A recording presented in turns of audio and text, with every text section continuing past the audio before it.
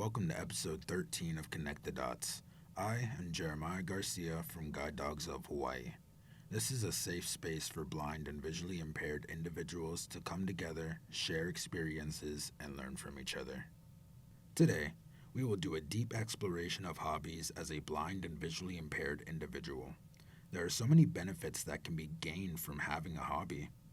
Imagine doing something you have interest in and discovering how your participation promotes your psychological wellness. Or try and envision how a hobby can prepare you for work. Having a hobby is also a great way to build friendships. To reap all these benefits, let's learn about the different types and values of hobbies and some tricks and tips on how to make them accessible. For this podcast, we will categorize hobbies into four types: creative hobbies, social hobbies, physical hobbies, and learning hobbies. It has been said that to live a healthy and well balanced life, we should have at least one hobby from each of these categories. When you think about it, you may already have a hobby in one of these categories, which is a great start. Let's explore each type. Creative hobbies include things like drawing, painting, pottery, and writing. These hobbies improve brain function, enable emotional expression, and let you feel a sense of accomplishment. Social hobbies are activities that include others like friends and family, spending time together, making new memories, and strengthening relationships. To aim for a well rounded and balanced life, social hobbies such as board games, hiking, beach day, and even volunteering are notable for combining socialization and doing something with a common interest. Physical hobbies include things like hiking, walking, biking, and dancing. Our bodies need to move to stay in good physical shape, so low or high impact exercise is essential. Learning hobbies will help expand the mind and knowledge base. This hobby is especially good for all ages. Such hobbies may include reading, watching documentaries, gardening, or learning a new language or culture. Let's give some thought to what we enjoy doing and see what category your hobby falls under. Playing music has just been one of my biggest hobbies, and that's been helpful in a couple different ways. And one, it helps to give me a retreat from things, to just sit back and let go of everything. Like if I'm in my car, I just blast whatever music I feel like listening to, whether it be sad, happy, or rave music, whatever. It kind of just gives you a release from life. It also gives me an outlet to express things that I don't find easy to express through words. Sometimes music just gives you that, whether it be instrumental or EDM or lyrical or anything. And it also actually gave me like a passion, something to work for. It's basically part of my degree, part of my career. It just all of that just spawned from like this hobby, this little like thing that I enjoyed doing, and all of a sudden now it's basically my entire life. Pursuing a creative hobby is a great way to invest in yourself. Give yourself permission to take a break from all of your responsibilities and relax doing a craft activity. For example, you may discover a break will lead to a rich, well balanced life. A creative hobby helps you to relax because it engages another part of your brain. It provides an opportunity for you to physically and mentally recharge. A recharged mind sparks new ways of thinking. It also gives you something to look forward to outside of your daily responsibilities and allows you to let go of stress. Some creative activities that GDH offers are designing and making jewelry pieces, functional acrylic items, and tie dyeing. If you have a creative hobby, invite someone else to do it with you and take it a step further. You can always add socializing to it. 15 years, maybe more, less than, no more than 20 years ago, I learned how to make jewelry. There used to be a Native American store in Kaimaki called Native Winds, and being that I am part Cherokee Indian, wanted to learn more, about my heritage, etc. And visiting the store, I would see all these lovely beadwork that they would do and that they would have for sale. Some of the beadwork are too intricate for me to do, or you need sight for doing a lot of the Imagine a picture done all in beads. So you can have a picture about, anywhere from 1 inch by 1 inch, or you can have a super big picture, 4 inch by 4 inch, etc. And in detail. But beadwork like that was too intricate, and you need vision to work with something like that. So I chose, I was looking at the necklaces, the bracelets, like, oh wow, these look pretty interesting and like easy to make. So the lady at the store, Wendy, taught me how to make necklaces, bracelets, and then my Native American friends through the years, they taught me how to make what we call choker. Choker is a four-rolled necklace you wear around your neck tight. Back in the old days, the choker was our form of armor to protect your neck from a knife stroke, from a spear, from any weapon um, damaging your throat area, etc. So I learned how to make chokers. And a lot of my beads that I use, like for the chokers, you have 4 rows horizontally, usually using glass beads. And we have what we call long hair pipes, which are anywhere from 1 inch to 4 inch. But I like to use, certain sizes. Depend who am I making it for. If I'm making it for me, if I'm making it for someone, or if I'm making it to sell. I try to keep it all, uniform. And how I keep all my beads, I keep them all in fishing trays. So let's say one tray has 6 slots going across. From the left to the right, there's red, blue, yellow, green, black, etc., so on and so on. I memorize where all my beads are, and I like to do my beadwork usually at night with the lights off and with the TV on or whatnot. So I'm doing beadwork actually in the dark. And the way I do my designs is I'll take one bead from the first rack on the left and one bead from the third rack inside.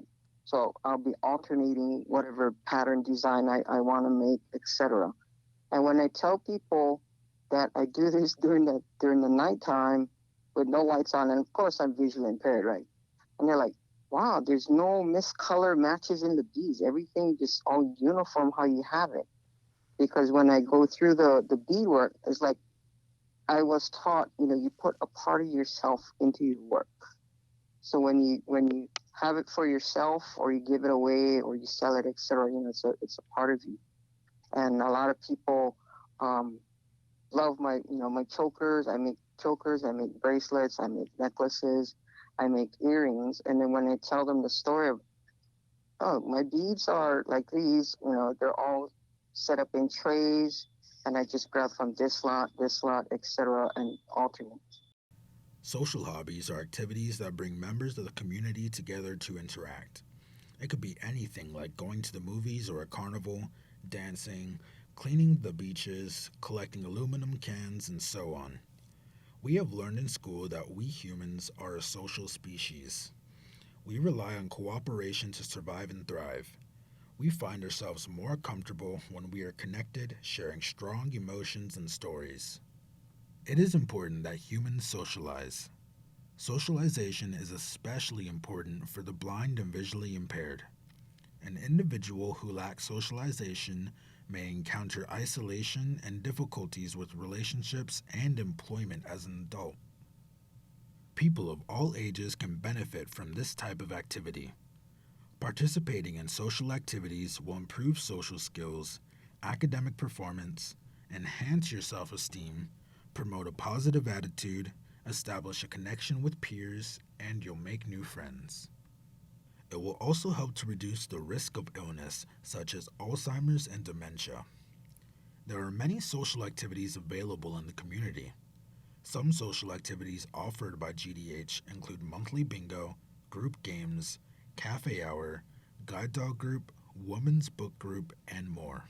What are some social activities you have participated in, and how accessible were they?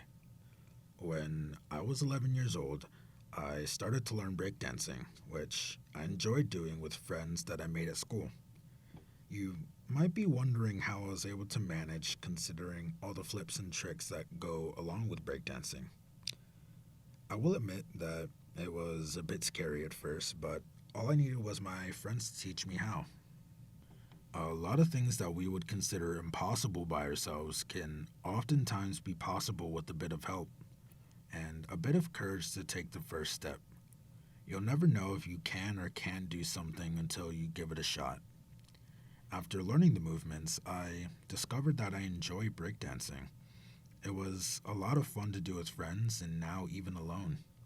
The other thing, too, here at Guide Dogs of Hawaii, I have had the privilege of being a facilitator for those of us who are guide dog handlers. And what is so great about this group is that we share our opinions about what we need to do with our dogs, how we go about working with our dogs, how we appreciate our dogs, and how we can perhaps better become guide dog handlers so that our dogs will get to know our commands better. And we, in turn, with others' opinions, we can learn from them as to how we should go about maybe pointing things to our dogs, what works and what doesn't work so well. So it's all the different schools are involved, and you know that all the schools are doing their best to train these dogs so that these dogs can help us. And so it's really wonderful to be able to share our thoughts with other guide dog handlers whose dogs are from other guide dog schools. And in the end, we are all happy campers. We love our dogs. Our dogs are our partners and our soulmates. And we respect each other even more with this. I always like to say that I have been a guide dog handler for now 22 years. I've been really blessed with three wonderful guide dogs, and they're all three of them are yellow Labrador retrievers, and all three of my dogs are from Guide Dogs for the Blind in San Rafael, California. And these dogs are really my soulmate, and I always am so thankful for these guides for what they have helped me to do in my life. And I thought that my life was fulfilled before, but today it's even more fulfilled. And I like to say that these dogs are the next best thing to having my sight back. The World Health Organization defines physical activity as any bodily movement produced by skeletal muscles that requires energy expenditure. Physical activity refers to all movement, including during leisure time, for transport to get to and from places, or as part of a person's work, both moderate and vigorous intensity. Regular physical activity is proven to help prevent and manage non communicable diseases such as heart disease, strokes, diabetes, and several cancers. It also helps prevent hypertension, it helps maintain healthy body weight, and can improve things like mental health, quality of life, and well being.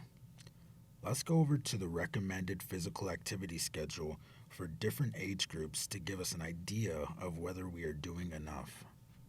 If you are between 5 to 17 years old, you should do at least an average of 60 minutes every day of moderate to vigorous intensity.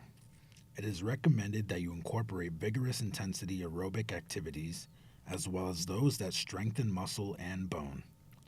For adults aged 18 to 64 years old, it is recommended that you do at least 2.5 to 5 hours of moderate intensity aerobic physical activities. It is also recommended that you do muscle strengthening activities at moderate or greater intensity that involve all major muscle groups on 2 or more days of the week because these provide additional health benefits. If you are 65 years and above, you should be doing the same level of activity as the aforementioned and incorporate varied multi-component physical activity that emphasizes functional balance and strength training at moderate or greater intensity to enhance functional capacity and to prevent falls. Now, let's think about how much time we currently do physical activity and see if we should dedicate more time to physical activity. Remember, physical activity is the movement of skeletal muscles. So, consider all physical activities you do, whether it be low or high impact activities. Some physical activities offered by GDH are cardio drumming, hiking, swimming, yoga, and outdoor sports. If you're not interested in any of these physical activities, consider taking walks. Walking with a family member or friend doesn't cost you anything but time. Spend the time walking for a healthier life. Now, most people would assume that if someone is visually impaired, they would probably want to stay away from any form of mixed martial arts, right? Simply because they wouldn't be able to see the attacks that are coming towards them. But I started training when I was around 7 or 8 years old, and as I grew up, my vision got to a point where things I enjoyed, like kickboxing, became difficult for me to do because it's just so reliant on eyesight. I still enjoyed mixed martial arts though, and I didn't want to give it up that easily. That's when I found Brazilian Jiu Jitsu, a martial arts style that isn't reliant on striking an opponent, similar to like judo or wrestling. It took a while to learn, but the main point is that despite my vision loss, I was able to continue practicing martial arts, even though there were people telling me that I should probably stop or it's too dangerous because of my visual impairment. I like cardio drumming. Cardio drumming is a fun exercise. Well, first of all, I like drumming. So you're just thinking you're drumming, but actually you're moving you're moving your whole body at the same time. Oh, and you got to stand up too. I mean, you could sit, but I think you get a better feel if you're standing. Many of you may not realize that you have a learning hobby. Let's pause for a bit here and think about what learning is. Learning is the process of collecting knowledge, wisdom, skills, and understanding. For example, do you have a hobby collecting sports cards, coins, or stamps? You studied every card, coin, or stamp you collected and learned something about it. What you learned increased your knowledge, and through your study and learning, you developed the skills to identify key elements of your collection, all of which gives you an understanding. You go through the same learning process if you enjoy autobiographies and documentaries. How about needlepoint or writing? Research for these is helpful to achieve the end result you want. Both require skills that you develop over time, and it becomes a topic you will understand well. A lifelong learner is likely to be healthy in all aspects creatively, socially, physically, and emotionally. Lifelong learners find new friends who share interests and boost emotion through accomplishments. Some learning activities offered by GDH include stories about events in history, documentary movies, a tech tutor group that is facilitated by Ezra, and culture exploration. Do you have a learning hobby? Being a member of the Young at Heart group has broadened my horizons on the various books that we are asked to read. Not too long ago, we had a book that was about Queen Liliuokalani, and I learned so much more about who this woman was and what her background was and the whole history of Hawaii as we know it today. And you just get a better insight that you never had when somebody says, okay, I would like for you to read this book. It's a book that I would never have chosen, but because this was one of our books to read, I read it and I thought, well, I'd like to read more about this. So it broadens your horizon being involved in this Young at Heart book club. I think that setting a time to join this book club each day of the month, the time of the day, it gives us an opportunity to really know that we have to be responsible during our daily lives.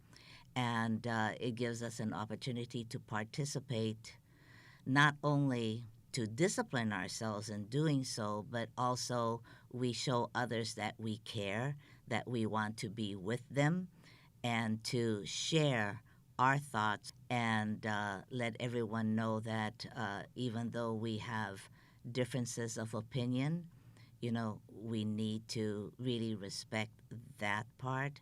But I enjoy setting aside that time.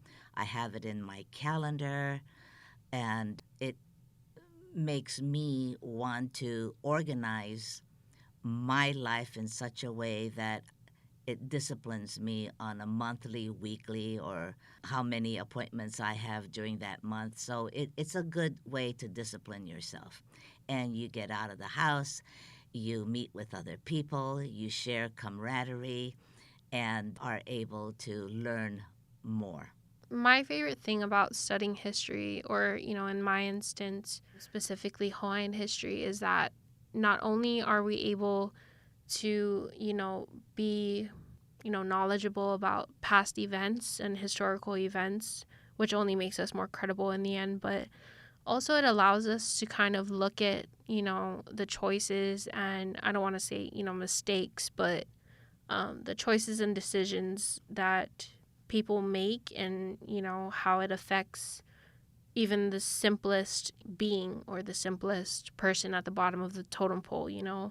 It kind of allows us to learn from history and hopefully not repeat history. As you can see, GDH offers activities that support each type of hobby we covered today. Activity supplies are free, and you get the opportunity to improve the quality of your life while socializing with others. If you have a hobby you want to share with others and don't have the space to do it, contact GDH and we will definitely see how we can help. We are always looking for new ideas, so if you have any, I invite you to share it with us. Together, let's create ways for a healthy and well-balanced life for all of us. As we draw to a close with this episode, I want to thank you for joining me and hope you found useful information. We welcome your feedback at connectthedots@guidedogsofhawaii.org. It would be great if you would visit us on our social media platforms such as Instagram and Facebook. You could find us by simply searching for Guide Dogs of Hawaii. Many thanks to the following individuals for contributing their personal experiences to this podcast: Eric, Guywood de la Cruz, Charmaine Burchard, Vicky Kennedy, and Aloha Karate. We will now leave you with an olala no eau, or a Hawaiian proverb. We encourage you to reflect on this saying and see how it can be applied to your life. Today's olala no eau is kuliai kanu'u, strive for the summits. Or in other words, be the best person you can be. Thank you for joining me today. Until next time, take care. Episode hosted and written by Jeremiah Garcia with help from Leanne Lujan. Music by Ezra White. Edited and published by Primo Mateo. This podcast is supported by Guide Dogs of Hawaii, a non-profit organization serving the blind and visually impaired of Hawaii.